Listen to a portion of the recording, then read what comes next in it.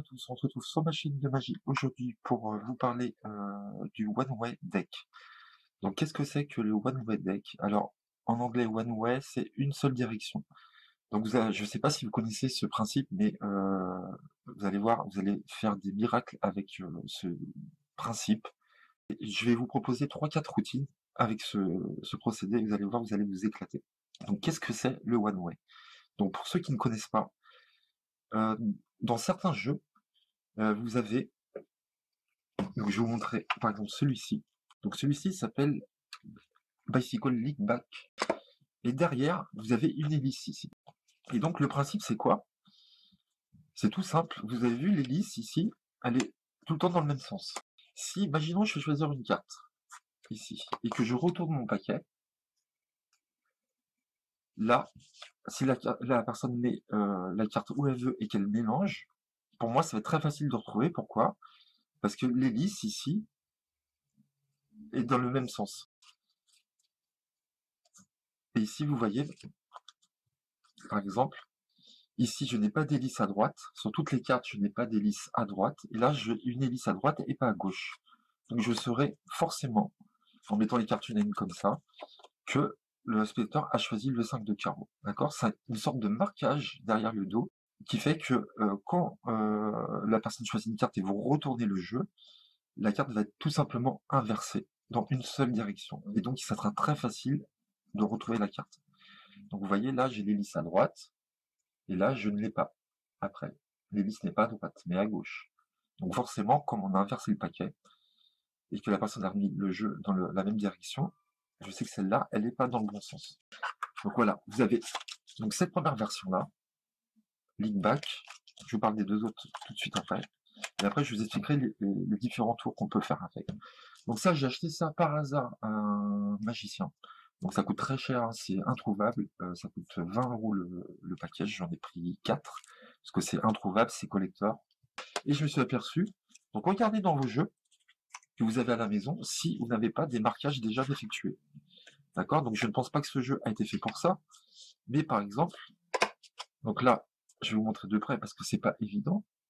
Alors dans celui-ci, vous voyez par exemple au bout de l'éventail ici, j'ai un point blanc. Vous voyez? J'ai un point blanc. Et là, de l'autre côté de l'éventail, j'ai un point blanc, mais beaucoup plus petit. Alors, attendez, je vais zoomer. Vous voyez? Là, j'ai un point blanc qui est plus voyant. On le voit plus. Et là, j'ai un tout petit point blanc ici, mais beaucoup moins voyant. Donc ça, j'ai découvert ça sur ce jeu. Donc c'est pareil. Il suffit de mettre toutes les cartes dans le même sens. Donc le point blanc ici, là, le plus voyant vers moi, par exemple. Donc là, c'est mélangé, je les ai pas triés. Pareil, le spectateur choisit une carte, vous retournez le jeu, tac, vous le mettez et vous regardez. Les cartes peuvent être mélangées. Et vous regardez à chaque fois, vous mettez, quand vous les posez, et vous regardez, là j'ai que des petits points blancs, et quand je verrai un gros point blanc, comme ça par exemple, je saurai que ça sera la carte du spectateur tout simplement. Voilà. Et ça c'est irremontable, incompréhensible, je promets que personne ne pourra trouver, quoi. Alors, quand j'étais plus jeune, plus petit, quand j'ai commencé la magie vers les 9-10 ans, je savais que ça existait, c'était dans les cartes Bicycle, vous aviez un côté plus large que l'autre. Ici, c'était plus étroit et là, un peu plus large. Vous voyez, là, par exemple, je suis sûr que là, ce côté-là, il est plus large que celui-ci.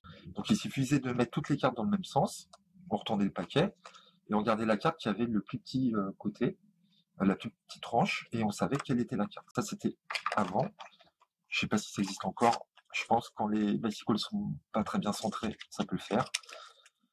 Le troisième jeu que j'ai acheté exprès, donc pour moi celui-ci c'est le meilleur, le jeu, le Phoenix, d'accord, le basique. Donc c'est un jeu basique Phoenix. En plus ça coûte 4,60 €, c'est pas cher. Et celui-ci, il est en one way aussi, il est en une seule direction, mais des deux côtés, face cachée et face visible. Pour moi celui-là c'est mon préféré vraiment parce qu'on peut lire face visible et face cachée. Et le marquage est vraiment très discret.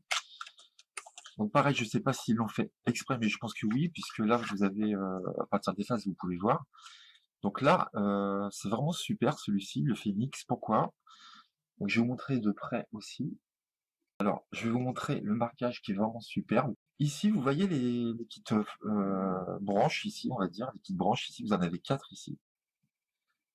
Et vous avez à côté, à gauche, quand vous regardez, vous avez peu d'espace ici, peu d'espace ici, peu d'espace ici. Et ici, regardez ce qui se passe. Nous avons un espace un peu plus large ici. Ici, vous avez un espace et ici, vous ne l'avez pas. D'accord? Vous voyez bien? Là, vous voyez bien la différence. Ok? Donc, c'est pareil. Vous avez le marquage ici. Donc, elles sont toutes classées dans le même sens. Pareil, vous faites, vous mélangez les cartes avant. Je vais vous expliquer après, hein. La personne choisit une carte. Vous tournez le jeu. La personne met la carte où elle veut. Et là, à partir de ce moment-là, quand vous distribuez, vous voyez qu'il y a un espace ici. Vous avez un espace, vous distribuez les cartes jusqu'à temps que vous ne voyez pas l'espace. Donc là, on le voit, on le voit, on le voit, on le voit, on le voit. Là, on le voit pas. Je saurais que c'est cette carte-là, tout de suite. D'accord? En distribuant les cartes une à une, je vois tout de suite mon marquage. Donc ça, c'est pour le jeu Phoenix. Et comme je vous disais, il est marqué sur les faces aussi. Donc là, c'est extraordinaire aussi. Si vous pouvez donc révéler la carte en les mettant une à une comme ça, vous voyez le marquage. Ou si vous voulez, vous pouvez faire un ruban et trouver la carte directement comme ceci. Donc comment c'est possible? Donc c'est très simple. Regardez par exemple le 6 de pique ici. L'espace qu'il y a entre le pique et le 6, il est très minime, vraiment. Si je retourne l'autre index, si on regarde l'autre index dans l'autre sens, vous voyez entre le pique et le 6, nous avons un espace plus prononcé. Donc c'est exactement pareil. Là, j'ai très peu d'espace. Je vais la mettre comme ça, vous allez voir. Là, ça se voit. Ici, j'ai très peu d'espace. Et là, plus d'espace. Donc si vous mettez toutes les cartes dans le même sens, c'est pareil. Le spectateur choisit une carte. Vous retournez le jeu. Il insère la carte, le 6 de trèfle. Il peut mélanger. Vous faites un ruban. Et vous voyez quoi? Vous voyez que là, quand vous regardez vos cartes, les index, le carreau, le trèfle, tout ça sont assez éloignés des cartes. Donc il suffit juste de regarder. Là, je vois tout de suite quel est l'index qui est le plus proche du chiffre. Je vois que c'est le trèfle ici qui est très proche du 6, alors que tous les autres sont éloignés. L'avantage de ce jeu, c'est que vous pouvez très bien lire face visible et face cachée. Pour moi, c'est le meilleur jeu, une direction one-way, comme on dit en anglais. D'accord, vous avez compris le principe. Maintenant, on va passer aux routines. Je vais vous proposer 3-4 routines. Vous allez voir, qui sont vraiment très fortes. J'ai des petites préférences pour des routines que je ferai plus que d'autres. Mais comme on n'a pas tous les mêmes goûts, bah, je vais vous proposer 3-4 routines et vous ferez celle que vous voulez. Donc on se retrouve tout de suite pour 3-4 tours avec ce principe.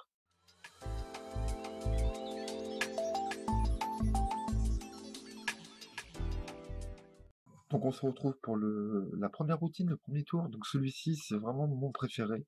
Des 4 tours que je vais vous montrer, des 3 ou 4, je ne me rappelle plus combien je vais vous en faire. Et pour moi, c'est le plus puissant. C'est tellement simple à faire, mais tellement puissant. Je ne pense pas, depuis que je vous ai mis des tours sur ma chaîne, que on puisse faire ça, que on puisse rentrer dans ces conditions ultimes où on mélange avant, le spectateur choisit, il remélange après. C'est mon préféré. Donc, vous sortez le jeu, vous dites voilà. Donc vous montrez un jeu vraiment mélangé, d'accord? Le spectateur mélange, vous dites mélanger les jeux, donc il va mélanger comme il veut. Il mélange. Donc toutes les cartes, là vous rangez toutes vos cartes dans la même direction. Donc le spectateur mélange, il a fini, ok, vous mettez le jeu comme ça. Vous allez couper. Vous dites au spectateur, vous allez couper comme ceci, vous voulez. Donc le spectateur coupe, comme ça, vous êtes toujours face au spectateur. Et à partir de ce moment-là, quand il a coupé, qu'est-ce que vous allez faire?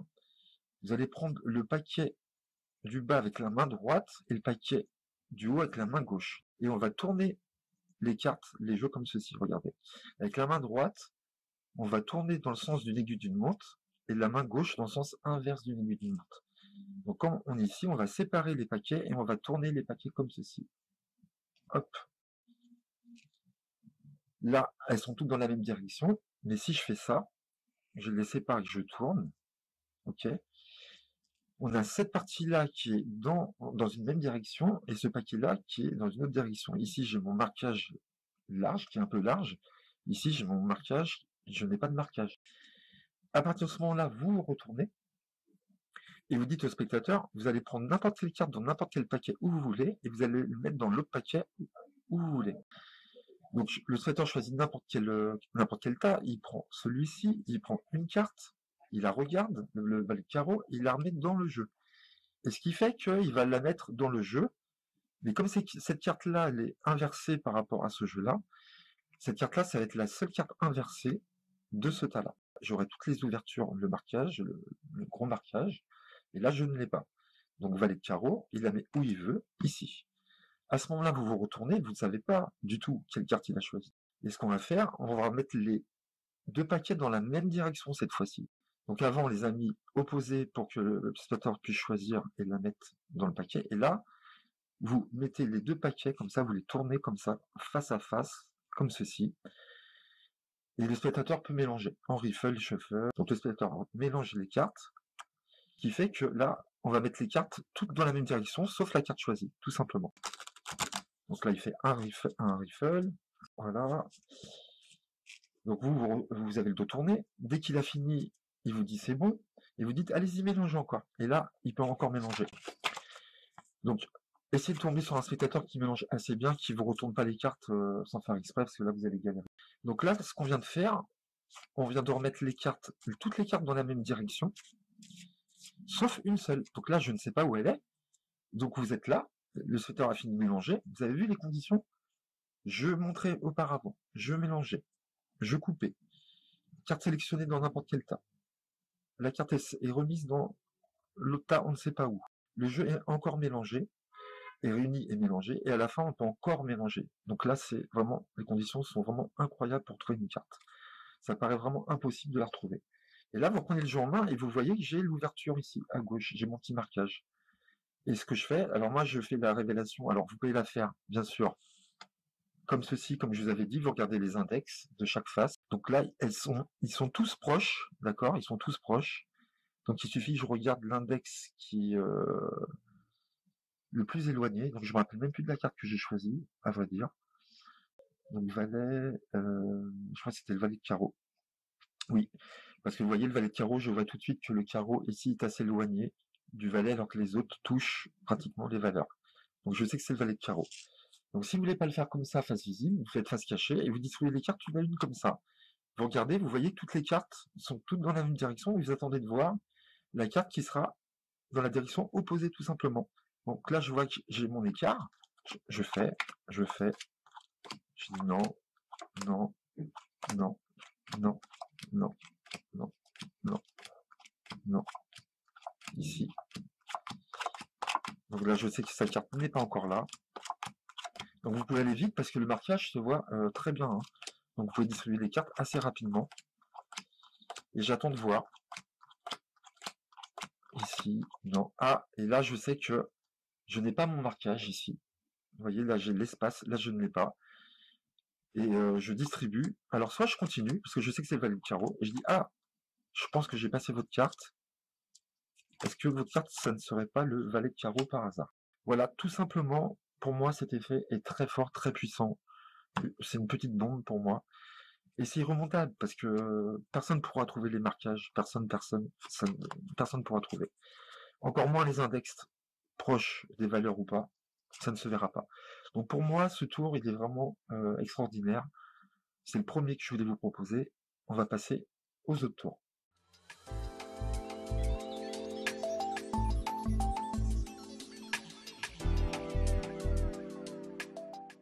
Donc pour cette seconde routine, vous allez ranger vos cartes. Donc je ne vous fais pas la démo, je vous explique en même temps.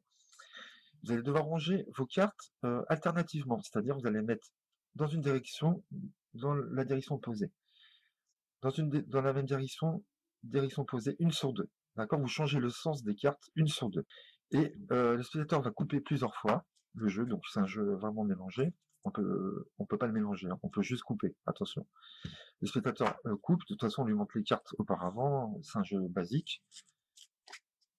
Le spectateur coupe le nombre de fois et on va pouvoir savoir en coupant, donc là en une fois, en une seule coupe, si on a un nombre pair ou impair ici. Ensuite on le fera avec 3 paquets. D'accord? On pourra savoir dans chaque paquet s'il y a un nombre pair ou impair.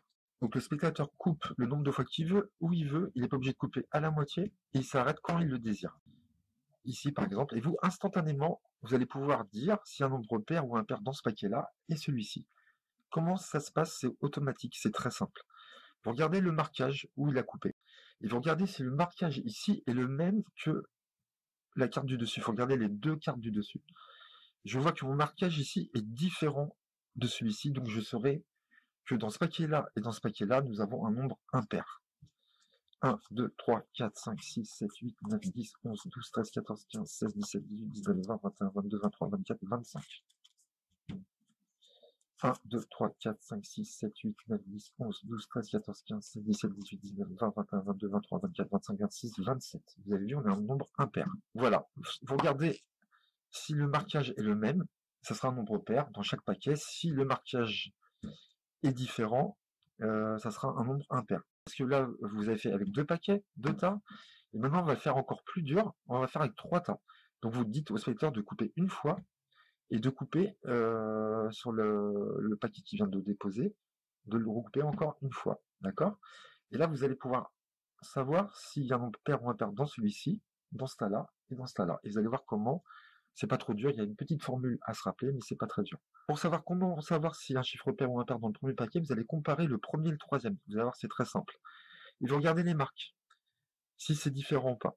Donc ici, je vois que ma marque n'est pas la même qu'ici, donc je sais qu'ici j'ai un nombre impair de cartes. 1, 2, 3, 4, 5, 6, 7, 8, 9, 10, 11, 12, 13, 14, 15, 16, 17, 18, 19. Attention, ne comptez pas comme ça, parce que vous allez inverser les cartes, et quand vous allez regarder ici après pour trouver les autres, ça ne sera plus la même carte. Donc gardez toujours le même ordre des cartes. Donc là c'est bon. Le deuxième paquet, vous allez comparer tout simplement le premier et le deuxième.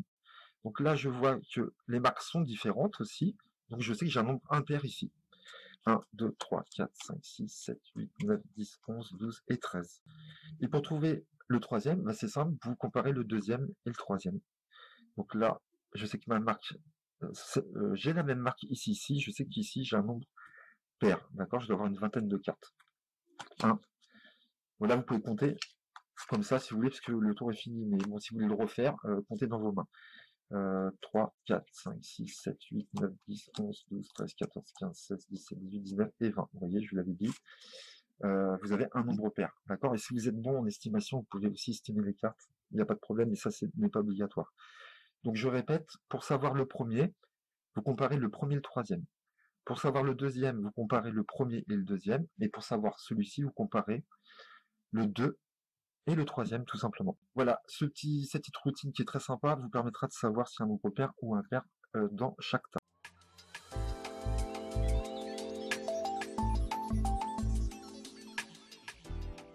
Donc on se retrouve pour la troisième routine. Donc cette routine s'adressera principalement à 2 spectateurs, d'accord? Il faut le faire à 2 spectateurs, c'est mieux. Vous pouvez le faire à 1, mais ce sera beaucoup moins...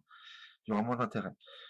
Donc pour faire ce tour, pareil, vous alternez une carte dans la bonne direction, une carte dans la mauvaise, une carte dans la bonne, une carte dans la mauvaise, une sur 2. Vous êtes prêt à faire votre tour, vous êtes face à 2 spectateurs, vous dites allez-y, coupez le jeu, donc vous montrez le jeu sans problème, ok. Et vous dites coupez le nombre de fois que vous voulez, allez-y. Donc le nombre de fois, et quand il aura fini de couper, vous dites au spectateur qui coupe, le spectateur de gauche par exemple, vous dites c'est bon, vous avez fini de couper, vous laissez le jeu séparé, et vous dites au spectateur A, 1, à ma gauche, prenez la carte du dessus, ici, et le spectateur 2, B, prenez l'autre après. Chacun regarde sa carte, dame de cœur, dame de carreau. Et vous dites au premier spectateur qui a choisi la première carte de la remettre en premier, très important, sinon ça ne marchera pas. Mon spectateur de gauche a choisi 9 de cœur, donc je lui demande de remettre en premier sa carte. Et le second, la dame de carreau. Ce qui fait qu'on vient d'inverser les cartes, l'ordre des cartes ici. Mais ce n'est pas fini. Le spectateur complète. Il peut couper le nombre de fois qu'il désire encore une fois. Et là, vous faites face à votre spectateur. Vous n'êtes pas obligé de vous retourner. Et vous reprenez le jeu en main et vous allez faire 2 colonnes, une par une, comme ça. D'accord? Et là, en faisant ça, on va mettre toutes les cartes dans le même sens ici, dans le même sens ici. J'en étais où? Ouais. Sauf les deux cartes sélectionnées du spectateur. C'est-à-dire qu'il y aura une carte qui ne sera pas dans la bonne direction dans chaque tas. Et donc forcément, ça sera les deux cartes correspondantes aux deux choix des deux spectateurs. Ça, c'est pas mal du tout aussi. Voilà. Là, à partir de ce moment-là, vous pouvez dire au spectateur de mélanger à nouveau les deux tas.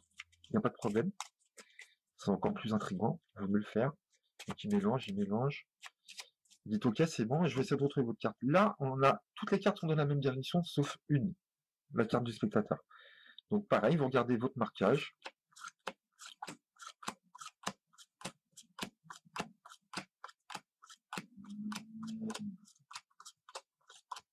Ici. Et là, je sais que mon marquage est différent. D'accord? Donc je la pose ici. Je dis, est-ce que vous avez vu votre carte? Il va me dire non. L'autre spectateur, pareil. Je vois, là, j'ai mon marquage large. Donc je fais ça. Je regarde mes cartes, tranquille. Là, je sais que j'ai pas le gros marquage. Je pose, je vérifie, je continue quand même. Je vois que tout est bon, tout correspond bien. Toutes les cartes sont dans le même sens. Voilà. Je dis, est-ce que vous avez vu votre carte? Le démonstrateur va vous dire non. OK. Vous demandez la valeur de chaque carte, vous retournez, et on est bien sur les cartes choisies des deux spectateurs, c'est automatique. Il y en a une qui va se retrouver inversée ici, et l'autre pareil ici, d'accord? Et le fait qu'on ait demandé au premier spectateur de remettre la carte en premier, si c'est le deuxième qui remet, ça ne marchera pas. Il faut vraiment que le spectateur qui choisit la première carte, ça soit lui qui remette en premier la carte. Comme ça, on inverse l'ordre des cartes, et quand on fait deux piles, la carte se retrouve la seule dans la direction opposée de chaque tas. Voilà, c'est magnifique aussi, je trouve ça très beau tour. J'espère que vous avez aimé. Et on va passer au dernier tour, je crois bien.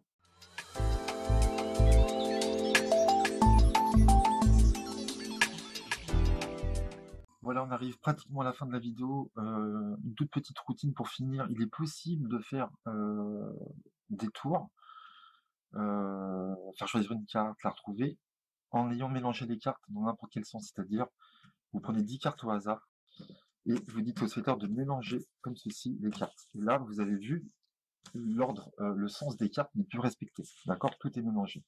En reprenant les cartes, quand vous allez les retourner, vous allez toutes les mettre dans le même sens. Il n'y a que deux façons de retourner une carte. Soit comme ça, ou soit sur le côté. Donc imaginons que je veux mettre mon marquage avec mon espace à gauche, toutes les cartes pareil avec le même marquage dans le même sens. Je regarde où est mon marquage, je veux que ça soit le gros.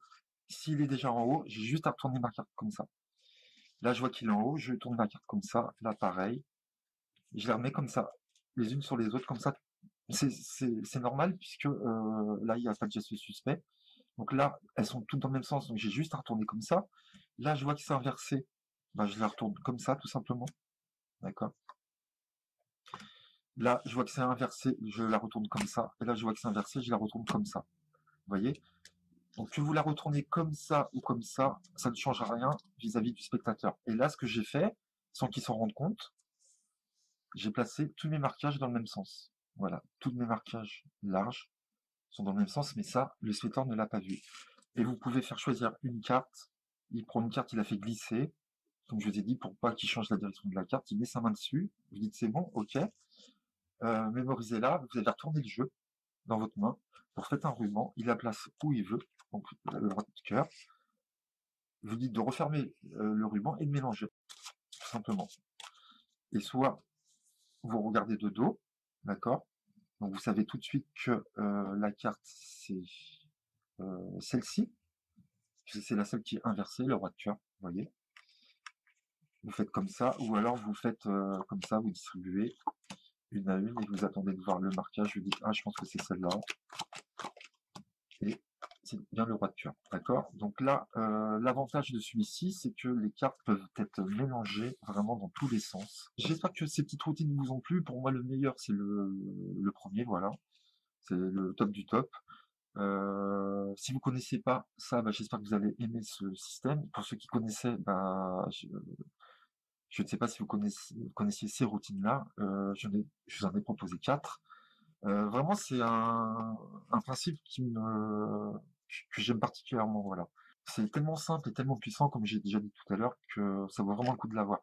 Donc n'hésitez pas à acheter le Phoenix comme ça, ou le Bicycle League Back, ce sont les deux jeux les plus connus pour le One Way, pour faire ces routines. Donc voilà, j'espère que vous avez aimé cette petite vidéo. C'était un petit peu long comme d'habitude, parce que j'aime bien expliquer en détail. Voilà, si vous avez des questions, n'hésitez pas. Likez mes vidéos, commentez, abonnez-vous à ma chaîne et venez rejoindre mon groupe secret que j'ai créé sur Facebook il y a une semaine. Voilà, si vous voulez savoir tous les secrets un peu plus approfondis, des tours que je mets sur ma chaîne, là j'expliquerai tout sur mon groupe secret Facebook. Voilà, je vous dis à bientôt les amis, on se retrouve très vite pour de nouveaux tours. Merci à vous, merci pour votre fidélité, à très vite.